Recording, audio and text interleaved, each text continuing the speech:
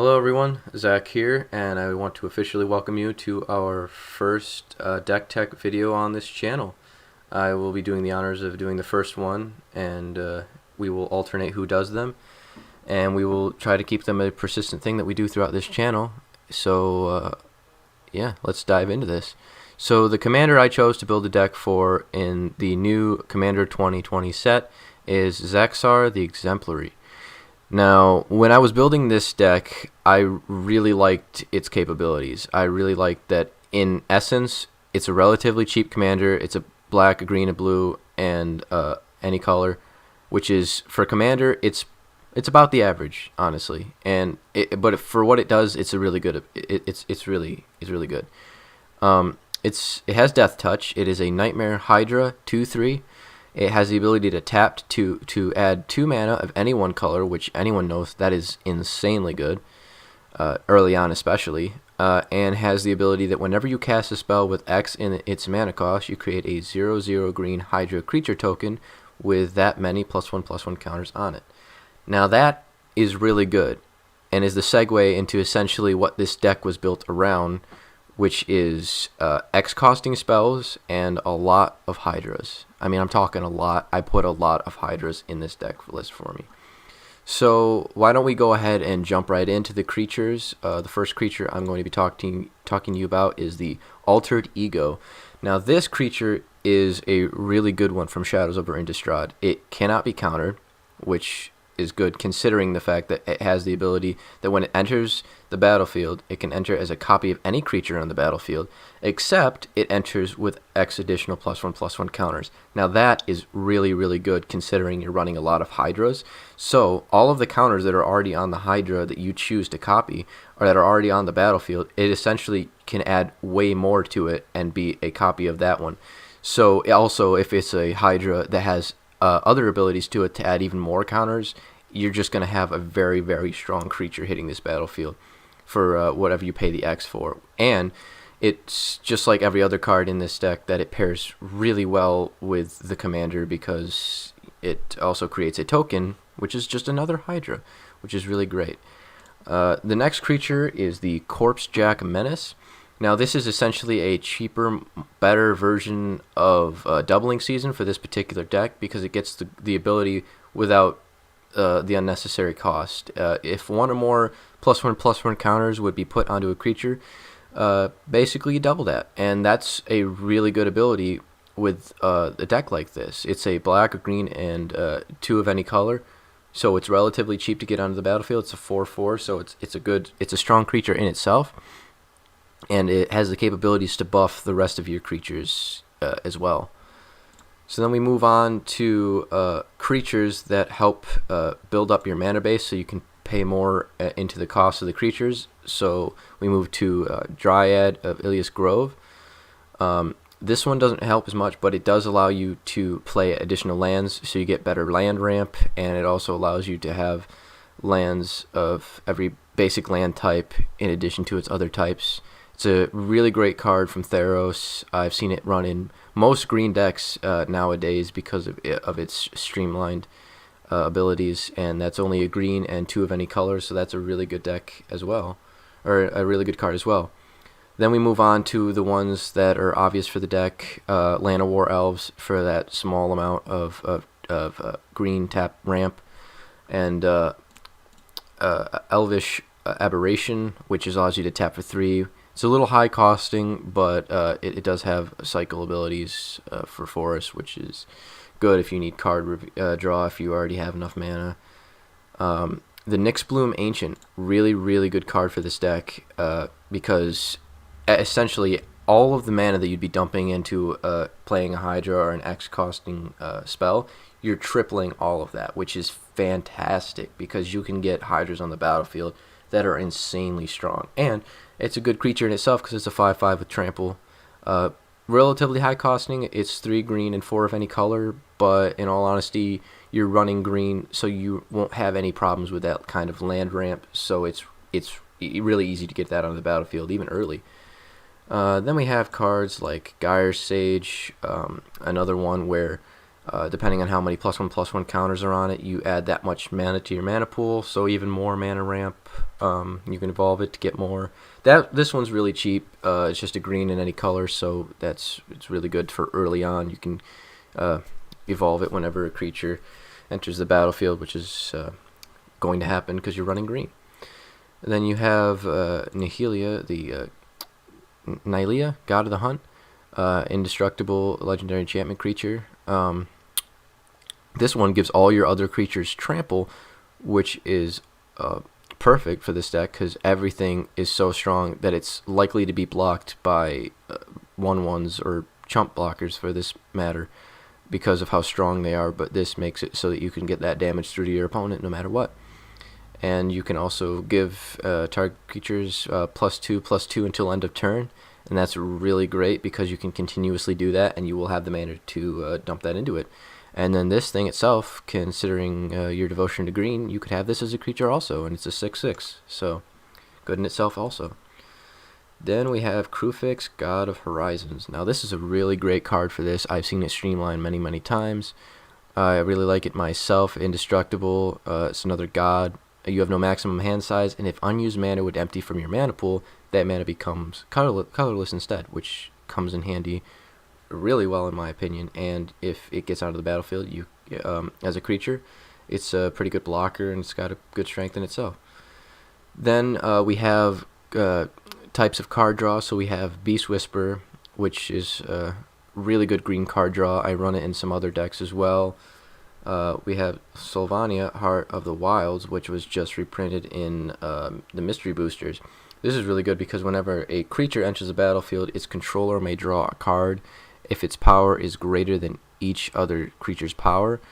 And then it also has the ability to add X mana in any combination of colors to your mana pool, where X is the greatest power among creatures you control. So this is essentially just a big thing, a huge thing for mana ramp, because you're going to have creatures with so many +1/+1 counters on them that you're going to add so much mana, and it's in any combination of colors. So it's really going to be good because then you can essentially, the Hydra aspect of it really comes into play because you can just keep doubling the mana, and essentially like in realistically, like you're doubling the Hydra's heads in a sense, which makes this card really good for that. Then we have Varel of the Hullclad. Now this is a really good card because this doubles the number of counters on artifacts, creatures, and lands, and it's really cheap. It's a green, a blue, and any color, and this is a tap ability, but you can do this every turn, which comes in handy so much because you can essentially just keep doubling the number of counters, which can be crazy, and you're just going to keep finding other ways to double it as well, and your creature is going to get so big that your opponent's not going to have time to handle it. Then we move on to the actual creatures that essentially this deck is built around. Not just the Hydras yet, I will get to that, but I'm getting to the colorless ones first. So there's Stone Coil Serpent. This one has reach, trample, and protection from multicolored. It's a new card from the Throne of Eldraine. Stone Coil Serpent enters the battlefield with X +1/+1 counters on it, which is essentially like the Endless one, but it has more abilities to it, which make it very formidable and protected as well. And the trample, it makes it even stronger in essence. Then we have obviously the Endless one, because that's just another good X costing card. And like I said, all of these that are getting casted with the X costs on them come in handy really well with this commander, because you're just creating a token with that many +1. So basically everything you play, you're creating a copy of it with the same amount of +1/+1 counters on it. So now we're getting into the Hydras. We have Pulakrinos, Unchained. He's a zombie Hydra. He's new from Theros. Enters the battlefield with 6 +1/+1 counters on it, and it escapes with 12 +1/+1 counters on it instead. If damage would be dealt to it while it has a +1/+1 counter on it, prevent that damage and remove that many +1/+1 counters from it. Now that's really good because essentially you can keep it alive, and it also has the ability to fight other creatures as well. So you can just kill what they would have chump block with, and then you can still attack, which is really great. And then we have, now we're getting into what I like a little more, Hydroid Crisis. Now this is used a lot. This is a really good Hydra combination. I see it. It was good in Standard. It's good in even Commander as well, because whenever you cast the spell, you gain half of its X life and draw half X cards rounded down each time. So it's card draw as well, along with getting a beefy Hydra on the field with flying and trample. So, you get your strong Hydra, and you also get some card draw and life gain from it, which is, you can't put a price on that. I mean, you can. It's like $15 a card, but... then we move on to Capricornian. Capricopian? It's a weird name. But it's a Goat Hydra, which is coming out in Commander 20. Enters the battlefield with X +1/+1 counters on it, and you can pay 2 to put a +1/+1 counter on it. Then you may reselect which player it attacks. Only the player it is attacking may activate this ability, and only during the declare attack step. So that comes in handy because you can be attacking the player and change who it's attacking if something goes wrong on the attack phase. How many times have I said +1/+1 counters in this video? I'm sure it's a lot. I'm sure it's already a lot because of how many, well, it comes in handy. What can I say? Now we come on to my favorite Hydra that I put in this deck. Honestly, my favorite is Mana Gorger Hydra. It's 1 green and 2 of any color. It has trample. Whenever a player casts a spell, put a +1/+1 counter on it. This is a great card to play early on because you can get so many counters on it early on at the start of the game. Every time your opponents cast a spell, or even you cast a spell, and this thing, one turn around through everybody, and it's already going to be relatively large, and that's what I like about it. And it can just keep getting bigger and bigger. I honestly love this card. It's one of my favorite Hydras that I put in this deck. We have Primordial Hydra. Now this is an interesting one as well. Enters the battlefield with X +1/+1 counters on it. At the beginning of your upkeep, you double the amount of counters on it. That is crazy considering how much mana you're able to dump into these with all the different mana rocks and mana ramp that you have in a green deck itself. That's honestly crazy, and it just keeps getting bigger and bigger. And it has trample if it has 10 or more on there, which it's almost guaranteed to because you're almost definitely going to spend that kind of mana on that X creature, and it just keeps getting bigger and bigger. So if you spent 10 mana on it originally, giving it trample, every other upkeep, it would just keep doubling that. And it would go to 20, and then it would go to 40, and it would get really, really big, really fast. And what's good about this deck in itself, especially, is that people can't really do that much about it because there's so many other Hydras on the battlefield, which are either more threatening or equally threatening. That's just how this deck's built. Then we have another really good one for this deck is Gargos, a Vicious Watcher. Now this makes your Hydra spells cost 4 less to cast. So if you have this on the field, it's really, really good for when you're casting future Hydra spells because they're much cheaper in the long run. And whenever a creature you control becomes a target of a spell, this creature fights up to 1 target creature you don't control. So it can kill some of these chump blockers, which is really great. And it has Vigilance as well, so... It's not a Hydra in the other aspects where you don't pay X for it, so you don't get the essentially that trigger from your commander. But it's honestly not one of the worst things because it has other abilities that make up for it, and I really like that card as well. Then we move on to Hydra Omnivore. This is a really good card because it is relatively expensive. It is 2 green and 4 of any color, but when it deals combat damage to your opponent, that damage is doubled, or no. It deals that much damage to each other opponent. So when it attacks one person, it attacks essentially everybody with that same amount of damage, which really spreads it, especially if you're playing a multi-person commander game. That's a great card. Then we have Feral Hydra. This one is not a Hydra in the natural spent. It's a Hydra Beast, but I like it for its ability because it has the regular ability of entering the battlefield with +1/+1 counters, but it also allows you to pay 3 to put a +1/+1 counter on it, and any player can activate that ability.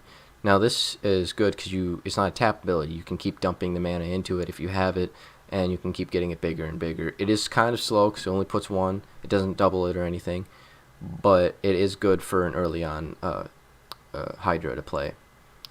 Then we move on to the Pulkenrose World Eater, the other one. Now this one, when it becomes monstrous, it deals X damage divided as you choose among any number of target creatures your opponent control. Each of those creatures deals damage equal to its power. And when it has monstrosity X, if this creature isn't monstrous, you put X +1/+1 counters on it, and it becomes monstrous.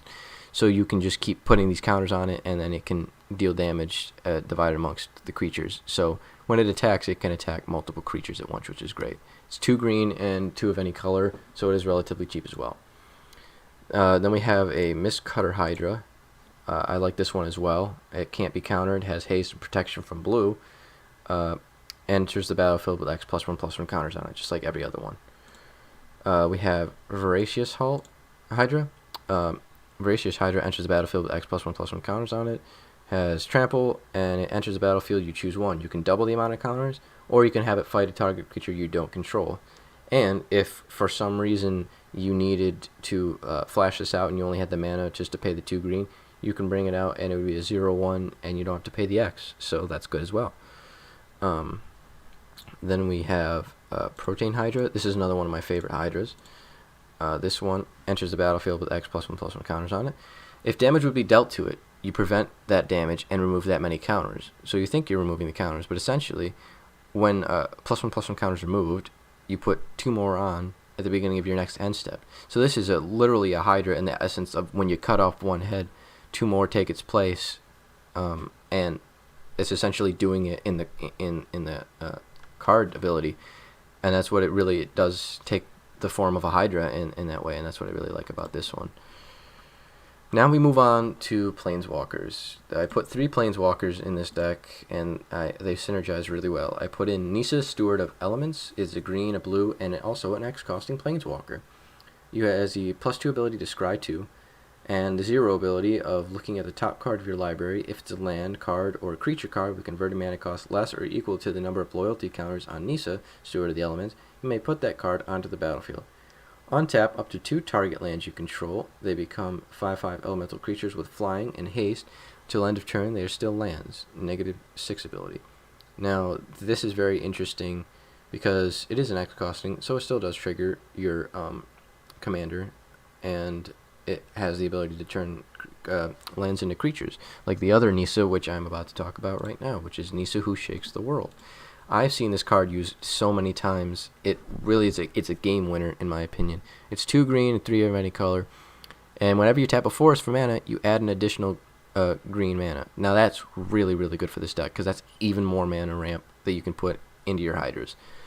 +1 ability, put 3 +1/+1 counters on up to target non-creature land that you control, and then untap it, and it becomes an elemental creature token with haste, and that's still a land. So all of your land ramp can just essentially become more creatures. And its -8 ability, you get an emblem that lands you control have indestructible, and you search your library for any number of forest cards and put them onto the battlefield tapped. That is a really, really good ability because that's even more that if you get to use this -8 ability, there's so much more mana that you have available to put in even more Hydras. And then our last one is Vivien, Champion of the Wilds. I run this in another deck. This is really, really good and comes in handy because it's cheap. It gives your creature spells the ability to have flash. That comes in handy so much because you can do it on your opponent's turn, and then when it comes back to you, depending on what its ability is, you can double the counters, you can add more, and then you can just attack with it immediately. Then that's fantastic. And then it also allows you to search for creature cards as well by revealing the top of your library. Now we move to artifacts. Now, there's some really good artifacts that I put in here, and some of them are really my favorite. I've never used this one card before. I have really wanted to put it in the deck, and now I finally could. It is Doubling Cube. It doubles all of the mana that is produced. It literally says what's in the name. It's a great card. It's cheap to use, and just for this deck, it fits so perfectly because you add even more mana to your mana pool to dump into even more Hydras. It's crazy. This deck can go off really quickly. Lifecrafter's Bestiary, another one. It's good because it allows you to scry. It allows you to get some card draw whenever you play a creature, which is definitely going to happen. The Great Henge. This is almost a definite include for this deck. It costs X less to cast, where X is the greatest power among creatures you control, so it's basically only going to cost you 2 green almost. It adds 2 green to your mana pool, and you gain 2 life whenever you tap it. Fantastic ability. But that's not mostly what we're looking at. We're looking at whenever a non-token creature enters the battlefield under your control, which is almost every turn, put a +1/+1 counter on it and draw a card. So you're just adding even more counters. It's the little subtle counters, and then you get card draw with it too. Another great card draw card. Then we have the Uzalith. Now I talked about this in our previous video. I love this card. It is even better for this deck. If a Hydra dies, whenever you make a new one, you can put its counters onto that. That is insane. Basically, the counters, if you have this on the field, the counters for your Hydras cannot die, and it is so cheap. It is fantastic for this deck. It's just, and they don't expect it, honestly. Because if you could flash it out the turn before, and then it's not going to be good for them. Primal Amulet makes your instant and sorceries cost 1 less to cast. Great card. And obviously an auto include is Lightning Greaves. So if you don't have the ability to flash out your creatures on your opponent's turn, you can just give all your creatures haste and then attack with them. Really handy, really handy. Unbound Flourishing. We are onto the enchantments now. This is also an auto include in this deck that I've seen in many deck lists made for it. It's a green and 2 of any color from Modern Horizons. Whenever you cast a permanent spell with a mana cost that contains X, double the value of X. So it's essentially a mana doubler for these X costing spells.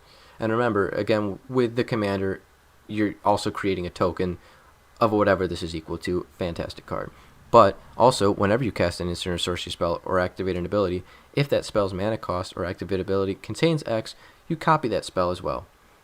This is insane for this Hydra deck. It's a fantastic enchantment.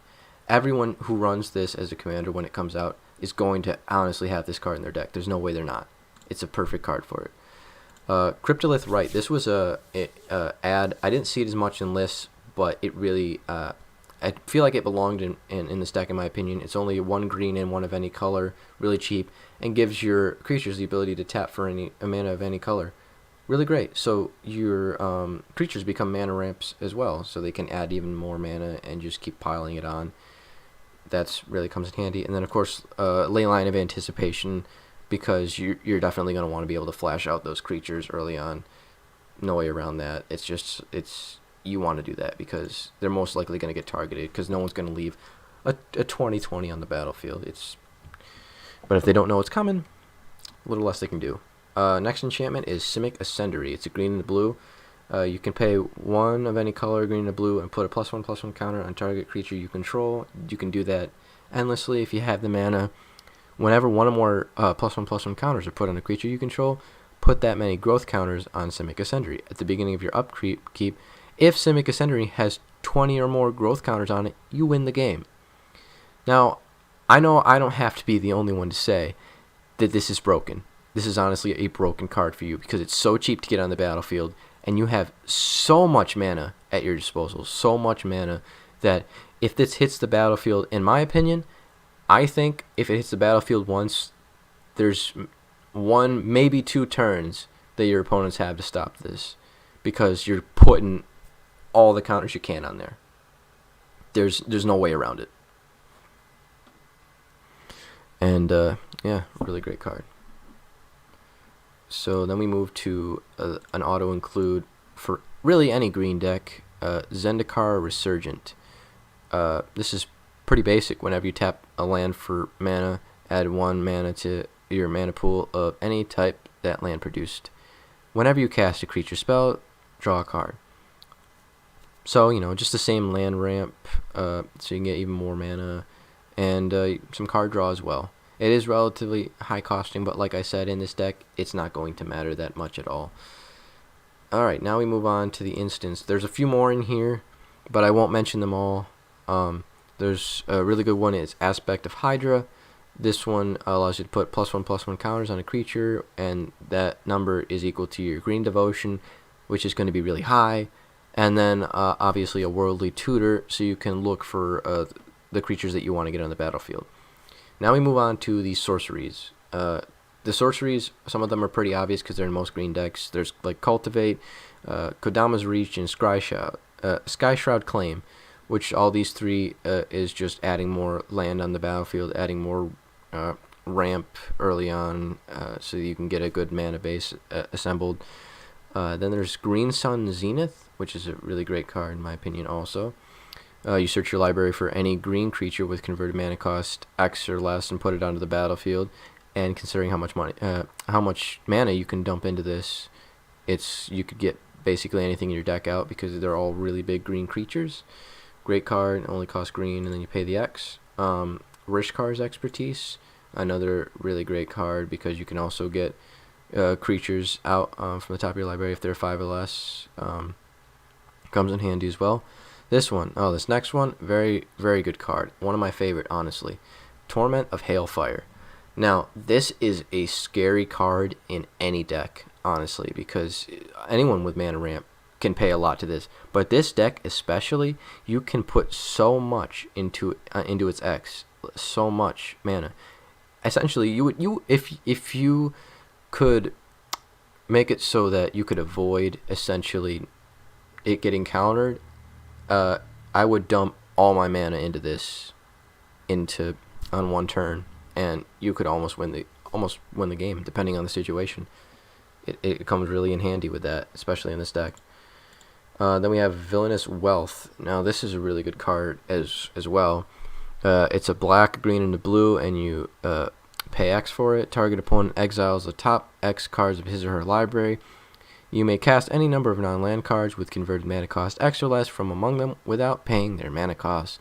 So you could do so many cards off the top of your opponent's library. Depending if you had the right mana and if you had the right setup, this could be a way to mill out your opponent. Honestly, it's kind of broken in that regard. It really is, because you could you can exile so many cards. If you have Doubling Cube and like Zendikar's Resurgence, like I said, you could dump so much mana into this, and it is technically a way to mill out your opponent. I haven't really seen it myself if it's been done. I'm sure it has. A great card. Then we just move on to the lands. So these are somewhat self-implied. You have all the different temples that go along with the color that allow you to scry. You have the Simek Growth Chamber to give you more mana. A really good land to run in this deck, especially, is Cavern of Souls, because it allows you to cast creature spells that can't be countered. And with this deck, they're almost always going to get countered, depending on it, but it's almost definitely going to get countered. And that's just good because it prevents that. And Alchemist's Refuge, because that's a really good card that prevents it, or it doesn't prevent it from being countered, but essentially you pay into it and you can give it flash. Really good, depending on what you're paying. And that's basically it, how I built this deck. I'm going to link it in the description. Feel free to look at that. Adrian's will be in the description as well, so you can compare the two if you want to combine and give or take here and there to figure out what you want to add. But overall, I really like this commander. It's got so much to it. It's great abilities. I can't wait for this card to be released. When it was spoiled, I automatically knew that it could be such a good commander because of what its Hydra thing. Because there's been commanders in the past for really good Hydra-based tribal decks for X spells, but this one is something else, honestly. And it's mana ramp in itself. And it just creates so many tokens. Like, I can't even begin to to think about how well this would run in any deck. Like, this would be a fantastic commander, honestly, and I can't wait for its release because I can't wait to see what how it goes down. I'm more than likely going to build this deck now because it's really nice. I thought while I was putting it together the whole time that it's going to be a really great card. I wasn't sold on it as much at first, but then when I was looking into it and I started building, I realized that it's capable of doing so much and so fast. It's such an early commander. You can get I honestly love this card. I do. But yeah, so that's basically it for this video. Remember to leave a like, tell people about us, subscribe, and we hope to do a lot more deck techs in the future of a bunch of different cards. I know Adrian is planning on doing a deck tech sometime soon for another card. I think it's from Commander 20. I won't say what it is, but be on the lookout for that. It's very interesting. And I will see you guys in the next video. See everybody later.